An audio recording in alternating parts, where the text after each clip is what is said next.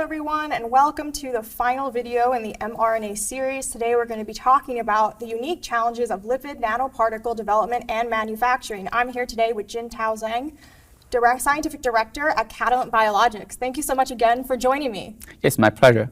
So to get us started on this topic, what are the challenges associated with formulation, development, and delivery of mRNA therapies and vaccines? Safe and effective delivery of mRNA has been one of the major hurdles for the use of messenger RNA technology and its translation in clinics.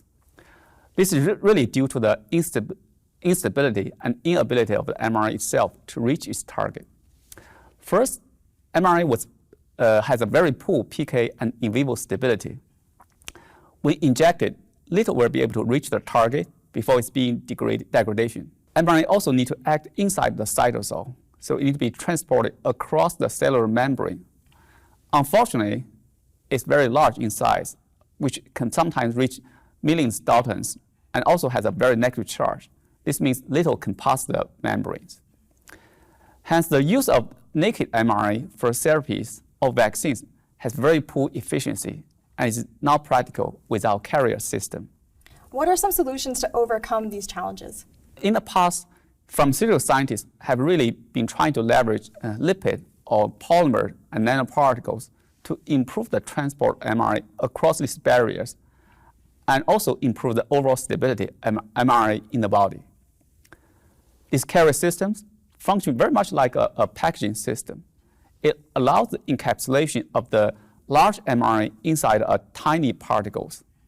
These particles has several advantages. It allows us to slow down the degradation of the mRNA by enzymes, and can allow us to reach the deep end of the tissue and also increase the uptake and cytosol penetration of the mRNA. So numerous nanoparticle-based systems was explored in the past. The main focus nowadays is on the polymer-based and lipid-based systems. So diving into the topic of this video today, why have lipid nanoparticles emerged as a common solution to these challenges? As with most technology advancement, lipid nanoparticle technology has been gradually evolving in the past before it finally emerged at the current format. During this time, it's actually solved some of the fundamental issues of delivery. LNP technology evolved initially from the liposome technology. Liposome was originally developed for the delivery of small molecule drugs and really pioneered the concept of nanoparticle delivery. Although LNP are very distinct from liposome, the overall understanding of this actually concept of how to make the particle invisible, how to improve the stability of the particles, and also what kind of composition can be incorporated in the LNP actually derived from the liposome technology.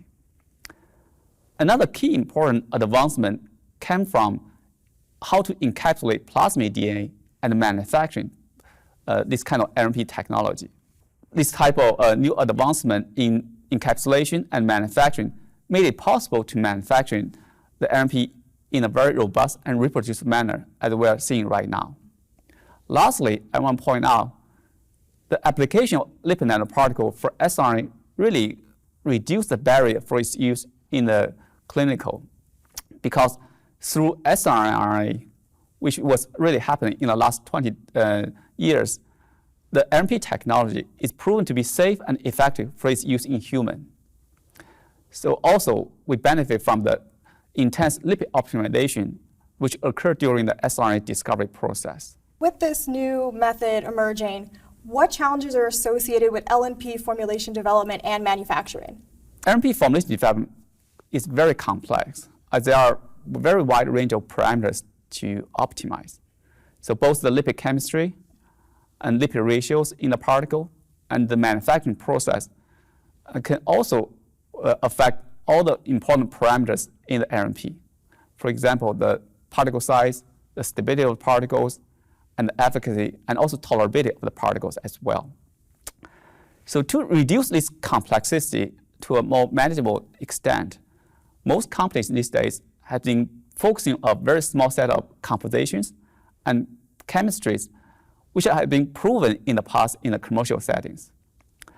Therefore, you can imagine the intellectual property competition in this space has been very intense, and sometimes we face freedom to operate issues.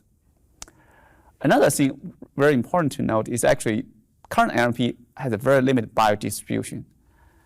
It's mostly delivered to liver and immune cells at the moment. In the future, this formulation development needs to overcome this tendency and reach other tissues. This actually is an important opportunity for the future where it can be opened up for broader therapeutic and vaccine use. Another key important thing to understand and remember is the scale up of the lipid nanoparticles for GMP production is a significant challenge as well. The manufacturing RMP utilize a very unique bioprocess operations and customized equipment. Also, its manufacturing needs to happen in a exclusion-proof environment because it's handling organic solvent as well. Therefore, we need a very special skill set and manufacturing facility for its operation. RMP properties are very sensitive to manufacturing process.